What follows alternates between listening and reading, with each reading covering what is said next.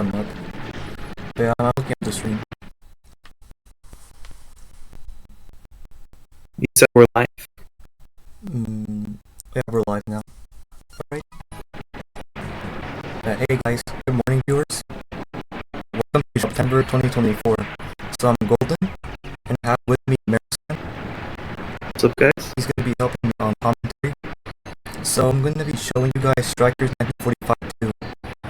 And my goal for this event is to beat the game with a single credit, a 1cc.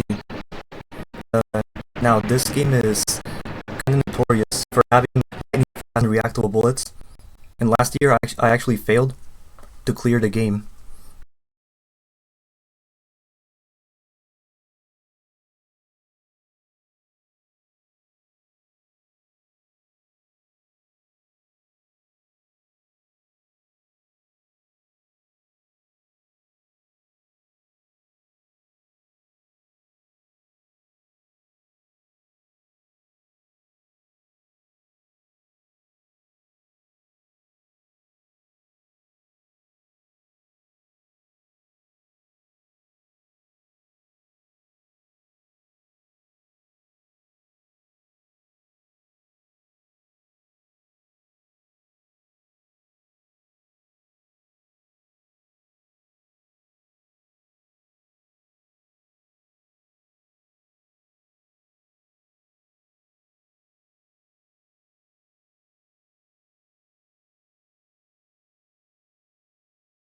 Restarting here, and it works for almost every late game Psycho game too. So Dragon Blaze, the other Strikers, all works like that. Okay, well it seems to have worked because this is the stage 1 you usually get. He's playing the wrong ship though. I don't think this is the one you were gonna play, right? Yeah, no. Okay. Alright, just another thing about Psycho games. Sure. Another thing about Psycho games is that they have a lot of different ships that actually have unique abilities. It's not like this is the wide shot with the slow movement and reverse with a straight shot with fast movement. All the ones are here pretty unique, and one of the favorite ones for people to pick is the flying pancake, which is definitely the oddest looking out of the bunch. Most of the ones are kind of inspired by real life military fighter jets they used to do during World War II. That's why the game is also called Strikers 1945. But the pancake is kind of considered both an all-rounder type of ship, but also still really good besides being an all-rounder. You're really fast. If I remember correctly, it's the fastest one in the game, or it's the second fastest, that's for sure. You get these homing shots when you level up. They're the small blue lines that kind of go all over the place. These are great for dealing with small enemies, because small enemies in games like this, they're always just one hit and they're dead, so you don't need to worry about those, and those should kill them really quickly.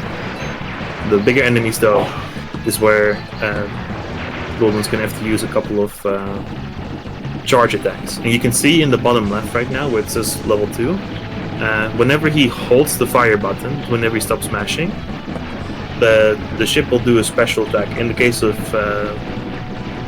Pancake, that's a pretty useful one. It's a straightforward laser, but it deals a lot of damage. He is saving up the meter for some reason. That's not what you usually do. You usually use it more sporadically throughout the run if you need it. But there is something really special about a couple of the meters when they reach level 3. He's using it now. In the case of Pancake, you would get invincibility for a couple of seconds. So there are strategic uses to not using them. But right here, especially with these little guys from the back, he just wants to use them to make sure they don't fly down the screen and fly in your face and all of it goes wrong. We are not doing the normal stage order now. This is random. The stage 2 is usually the same as this one, so hopefully he feels a bit more. There's a bit more familiar territory for this trying to do. Definitely. The game, yeah, it's helping you out. It's nice. The way the difficulty in this game works, I should mention. I'm going to try to keep it as simple as possible. But basically, the more stages you progress, the faster the bullets get, the more intense the bullets patterns get. So the stage order does matter a lot, because the first stage, most people consider pretty easy, beginners too. They're oh, this is fun, you can kind of react to everything. Usually around stage 3, but especially stage 4, you'll notice that the barriers get a lot denser, and you might have to learn a couple of tricks to get past them. but so far I think he's a bit cruising there. You will also see, I'm not going to touch upon the scoring in this game too much, but you do need to get some score to get the hidden extent at 600,000 points. And you're going to want those extra resources, because that's the only extent you get in this game. 3 lives for the whole thing, and that's it. And there's several tricks. I'm going to explain the medals when we actually see one right now, because we're entering a boss fight. But killing enemies like this is really important, because this gives a lot of points. It's actually where the majority of points come from in this game, is just killing extra enemies, getting disruption bonuses on everything.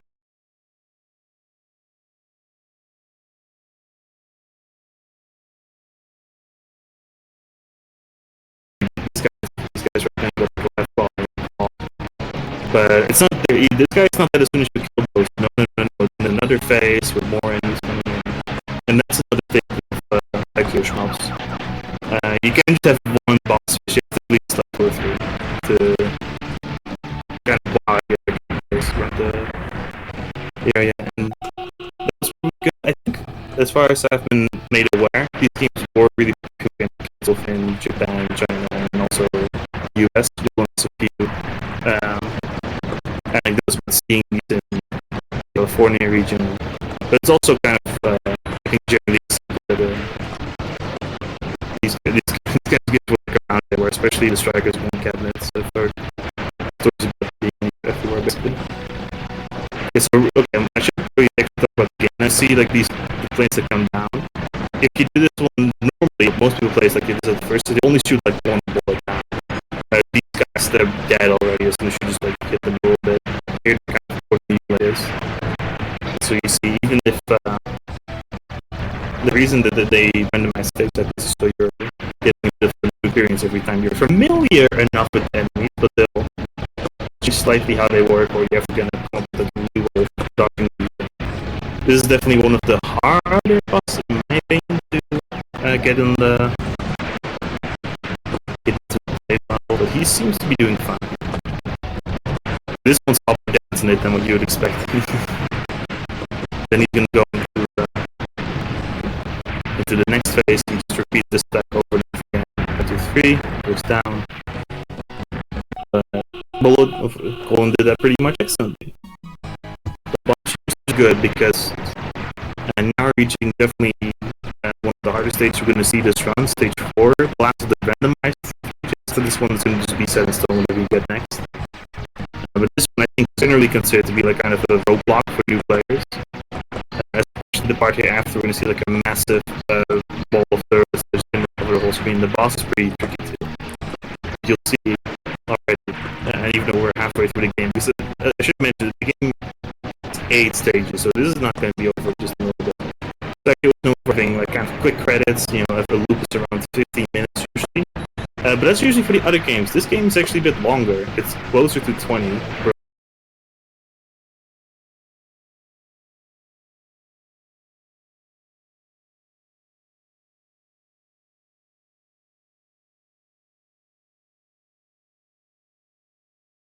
Damage ships, these take quite a bit to take out. You're gonna have to get your charges ready or be prepared to bomb these guys. You also do get a bomb back every stage, so don't just stack them up. It's fine using them. You're gonna have to do it at some point, and it's much better than dying with bombs in this game, because that's, you know, you lose basically all of them. There are like some pity bombs they give you if you die like with literally 9, they'll give you like 2 back, but dying with bombs is pretty bad. So he's gonna be pretty reactive with all the resources he's been given, coupled with with not getting any, well, only getting like 1 extra life. This game is not very tournament friendly. Tournament friendly, what do you call it? It's like an event friendly. Small mistakes, a single death can really mess you up for the rest of the run, especially if you haven't learned like where to like recover everything perfectly.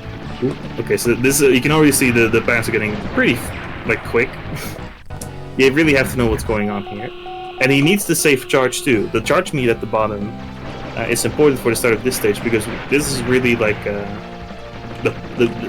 part where the game really starts throwing in some like heavier enemies.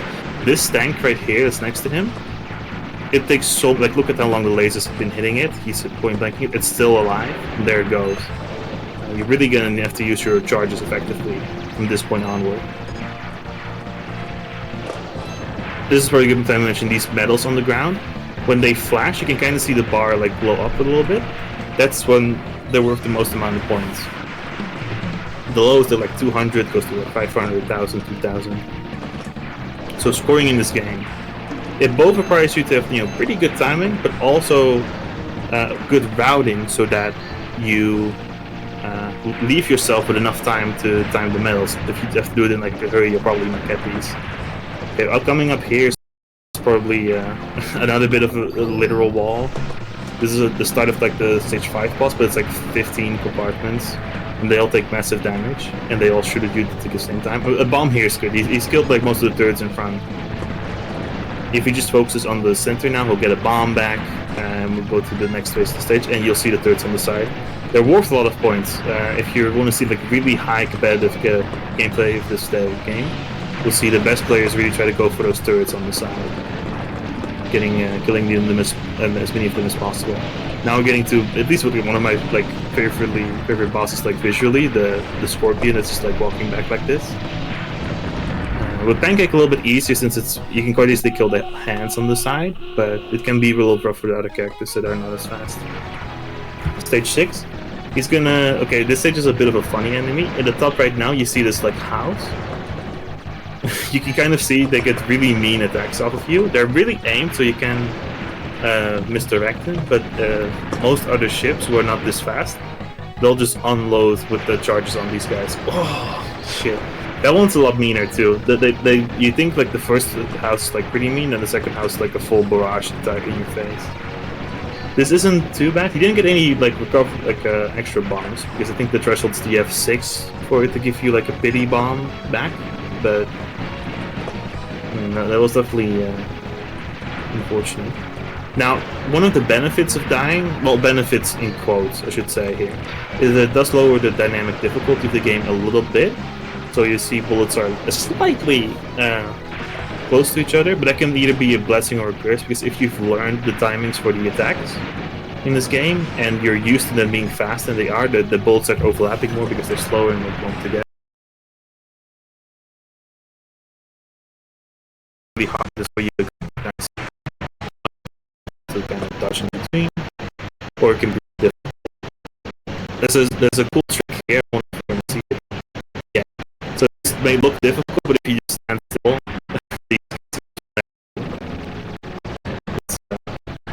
it's cool players game to show off just like how easy it is when you're kind of scrambling normally as a beginner player.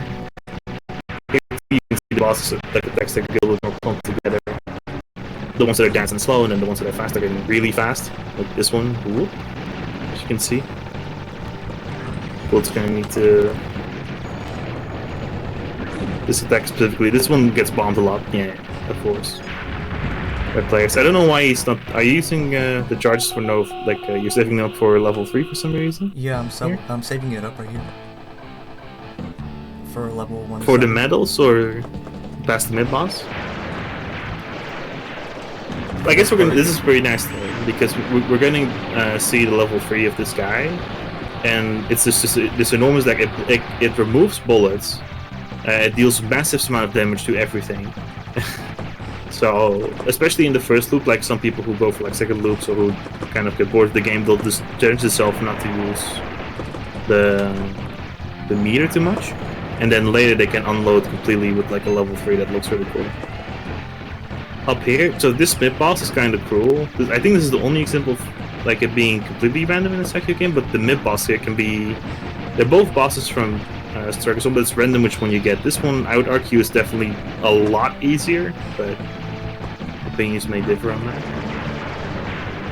In other Sekiro games, you can kind of like... It's dependent on like where you're on the screen when the boss fights. There's some way to manipulate it. Here, there isn't.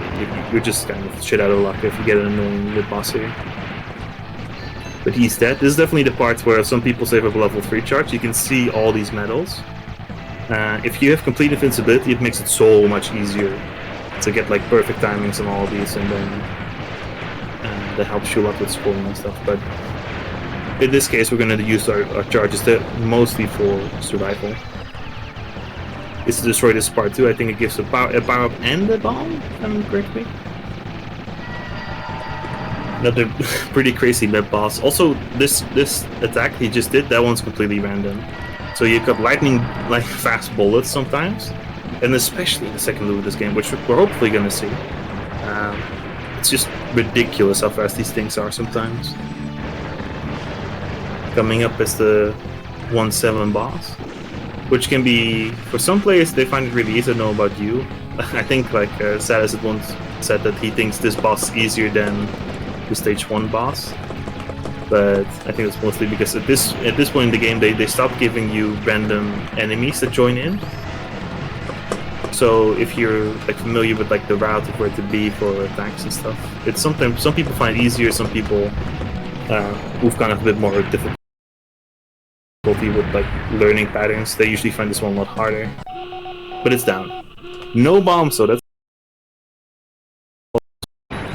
going into stage 8. And stage 8, it's pretty cool. You see some enemies, orange disc enemies. This one, they shoot really fast and they cover the screen too if he doesn't kill them fast enough, because more will spawn in just a second. Yeah, there'll be like 2 at a time.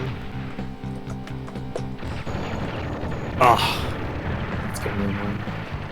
Definitely deploy a bomb here. Get all this stuff out there.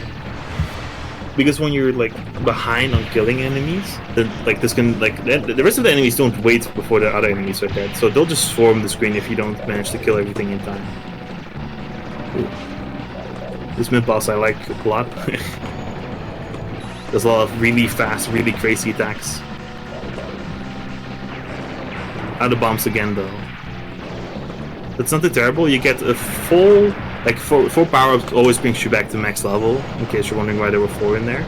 The game gives you a little bit of a fair chance for the final boss. It gives you all your power back.